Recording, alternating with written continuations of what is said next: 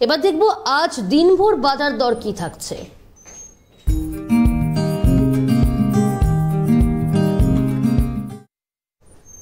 আমাদের সঙ্গে রয়েছে আমাদের প্রতিনিধি হিরক। আজকে দিনভর বাজার দর কি থাকছে, সবজির দাম কতটা বৃদ্ধি পেল, কোন কোন সবজির দাম কমলো? ইতিমধ্যেই বঙ্গ থেকে শীত বিদায় নিয়েছে, যার ফলে শীতের সবজিও কিন্তু বাজারে আস্তে আস্তে কম পড়তে শুরু করেছে। সঙ্গে নতুন সবজি অর্থাৎ গরমের সবজি কিন্তু উঠতে শুরু করেছে বাজারে।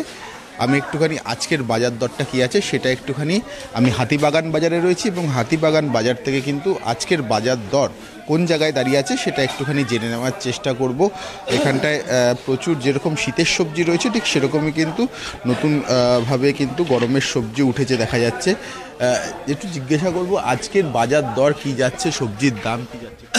বাজার দর একই আছে, বাজার দর যা দাম ছিল তার দিয়ে একটু তুলনামূলক কমই আছে। আপনার ধরুন ঝিঙে, ভালো ঝিঙে মোটামুটি 60 টাকা 50 টাকা কিলো